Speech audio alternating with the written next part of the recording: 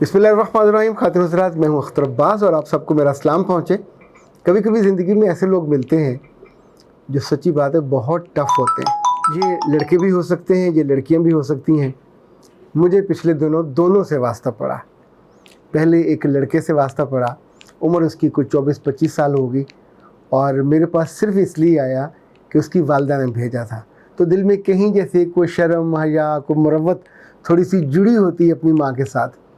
उसकी माँ ने कहा कि बेटा मैं अपने बेटे को आपके पास भेज रही हूँ और इसका बाप नहीं है।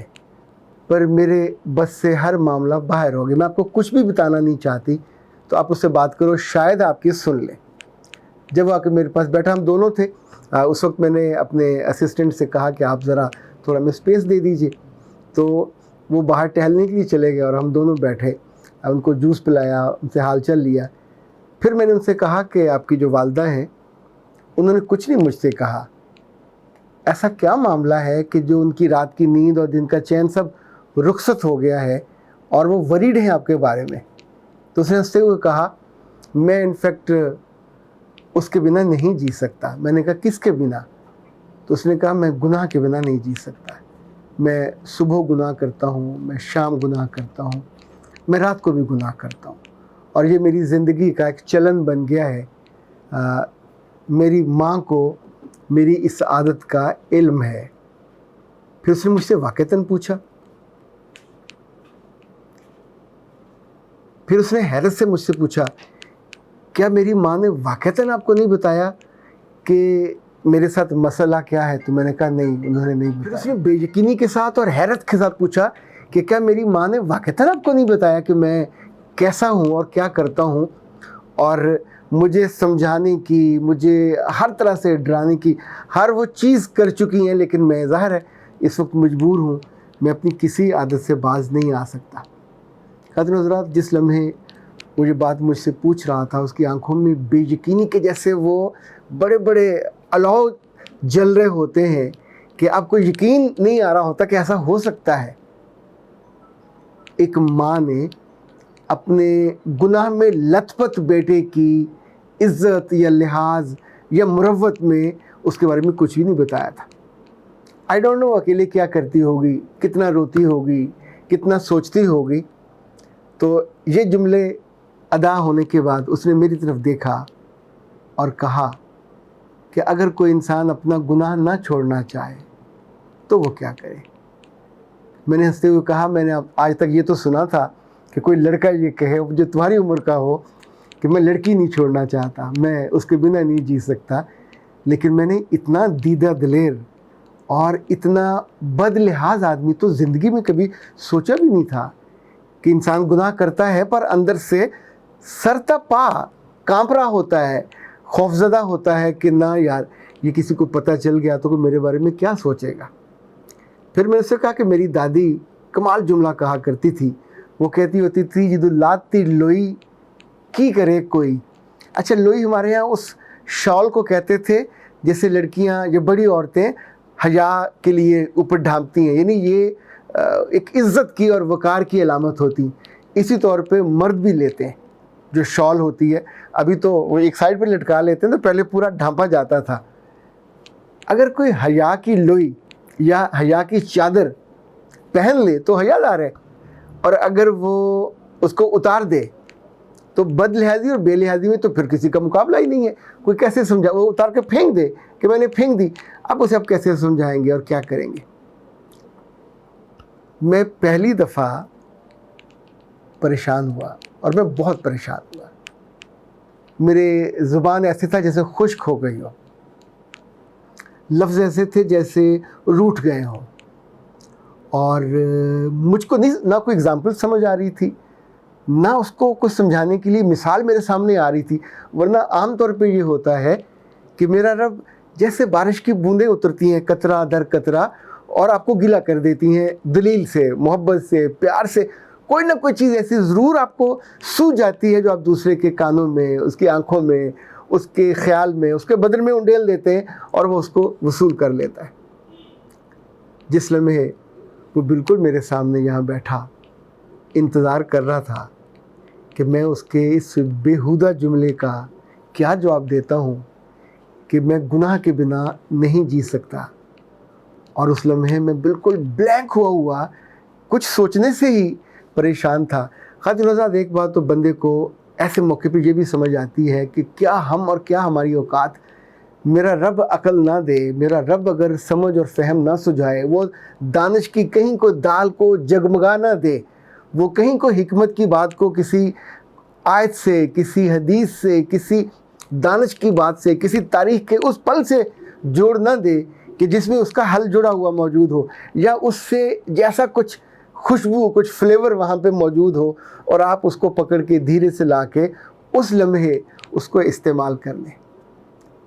اس لمحے جب پریشانی بالکل میرے سر پہ آلمز جسے کہتے ہیں نا رقص کنا تھی, تو میں نے اپنے دل سے ہاتھ جوڑ دی. میں نے کہا سر سوری, مجھے نہیں سمجھ آ رہا میں کیا کروں. اس بچے کی ماں کتنے مان کے ساتھ, آئی ڈونٹ نو, اسے اپنے عزیزوں میں کوئی نظر نہیں آیا ہوگا, کوئی دوستوں میں, جاننے والوں میں نظر نہیں آیا, میاں کے دوستوں میں کوئی اس کو راہ نہیں پائی ہوگی, تو اس بیچاری نے اسے یہاں میرے پاس بھیجا ہوگا.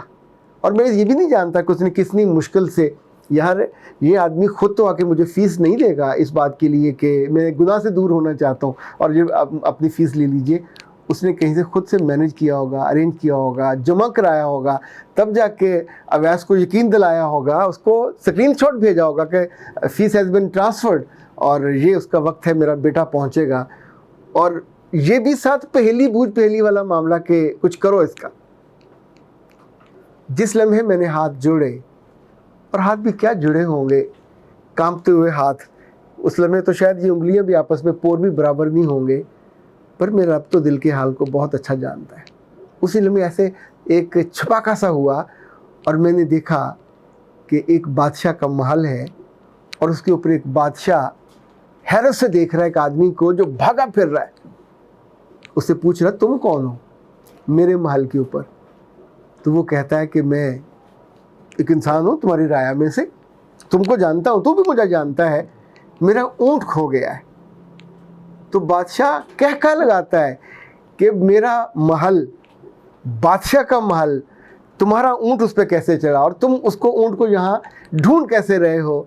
تو وہ اسے کہتا ہے ابو بن ادم, تو بھی تو اس محل میں اس کے بہت ہی سافٹ اور نرم گداز جو بستر ہے ان میں سے اللہ کو ڈھونڈتا ہے, اس کی رضا ڈھونڈتا ہے. تو بھی تو یہاں اپنی زندگی کی خیر ڈھونڈتا ہے. کبھی بادشاہوں کے محلوں میں بھی یہ ملتی ہے. اور وہ ابو بن ادم جو اس سے پہلے ہنس رہا تھا, اس ایک جملہ سننے کے بعد وہ کانپ گیا. اگلا دن اس کو اس بادشاہ کے محل میں, اپنے محل میں نصیب نہیں ہوا. He left that space. اسی ابو بن ادم سے ایک دفعہ ایک آدمی نے یہ کہا کہ میں گناہ کے بنا نہیں جی سکتا, کیا کروں؟ ممکن ہے اس کے جملے میں آس ہو, ممکن ہے اس کے جملے میں سمپل ایک خواہش ہو بتانے والے کی, اور پوچھنے والے کا ایگزام ہو, کچھ بھی ہو سکتا ہے. تو ابو بن ادم نے کہا کہ اچھا تم اگر گناہ نہیں چھوڑ سکتے تو پھر 3-4 کام تو کر ہی سکتے ہو. تو اس نے کہا وہ کیا؟ اس نے کہا ٹھیک ہے, جس کی رزق کھاتے ہو اس کا رزق کھانا بند کر دو. تو اس آدمی نے کہا یہ تو میں نہیں کر سکتا. اس نے کہا اوکے, یہ بھی نہ کرو. دوسرا کام یہ کر لو کہ اس کے ملک میں جہاں تم گناہ کرتے ہو وہ ملک چھوڑ دو, تاکہ جو مالک ہے وہ نہ دیکھے, کم از کم اس کے یہ غصہ تو نہ ہے کہ میرے ملک میں اور میری ملک ہے جہاں پہ تم گناہ کرتے. اس نے کہا یہ بھی نہیں کر سکتا. کہا پھر یہ کرو, چھپ جایا کرو کسی ایسی کھو میں, کسی ایسی کالی گپھا میں اور غار میں کہ جہاں وہ دیکھ نہ سکے. اس نے کہا یہ بھی نہیں ہو سکتا, وہ تو وہاں بھی دیکھ لیتا. تو ابو بن ادم نے چاروں ناچار لاچار ہو کے کہا ایک پھر صورت اور بھی ہے کہ جس روز ملک الموت تمہارے پاس آئے گا تمہاری جان قبض کرنے, تو اسے کہنا مجھے مت مارو, مجھے کچھ وقت دو, جو کچھ میں نے پہلے کیا ہوا ہے میں اس پہ پانی پھیر دوں, اس کو چھپا دوں, اس کو غائب کر دوں, تاکہ جس کے پاس تم مجھے لے کے جاؤ گے وہاں جو شرمساری ہوگی, وہاں جو میری جگ ہنسائی ہوگی, وہاں جو میری رسوائی ہوگی, اس سے تو بچ جاؤں. اور وہ لمحہ تھا جب اس آدمی کی چیخ نکل گئی. اس نے کہا نہ کچھ چھپنے کی جگہ, نہ رزق چھوڑنے کی جگہ, نہ اس کے ملک سے باہر بھاگنے کی جگہ, ہر جگہ اسی کی ملک اور ملکیت ہے. اور یہ جو فرشتہ آئے گا جان لینے کے لیے، وہ تو ایک پل کو نہیں رکے گا، ایک پل کو نہیں سنبھلے گا، ایک پل کو ٹھہرے گا بھی نہیں۔ جس لمحے اس نے میری جان قبض کرنی ہے وہ کر لے گا۔ کچھ لمحے ایسے ہوتے ہیں جو رک جاتے ہیں، کچھ لمحے تیز دھار تلوار جیسے ہوتے ہیں، کچھ لمحے تیز دھار آبشار جیسے ہوتے ہیں۔ کس لمحے کس پہ کیا اثر ہوتا ہے؟ کبھی کبھی تو وہ شور ہمارے اندر خاموشی پیدا کر دیتا ہے، اور کبھی کبھی ایسے لوگوں کا دل بھی بدل جاتا ہے کہ جو گناہ کو کبھی نہیں چھوڑنا چاہتے، پر یہ وجہ ان کی نہیں ہوتی، یہ وجہ کہنے والے کی بھی نہیں ہوتی، یہ وجہ تو شاید اس لمحے کی الائنمنٹ ہوتی ہے جب وہ بات جو ان 5 سوالوں میں سے، ان 5 راہ فرار کے رستوں میں سے کوئی ایک راستہ بھی اس کو باہر نکلنے کا نہیں ملتا نہیں ہے، اور انسان وہاں بے بسی سے رکتا ہے، ڈرتا ہے، اور پھر سنبھل جاتا ہے۔ ایسے سنبھلنے والے کہیں آس پاس آپ کے ہوا کرے تو منہ بھر کے ان کو دعا دے دیا کرے۔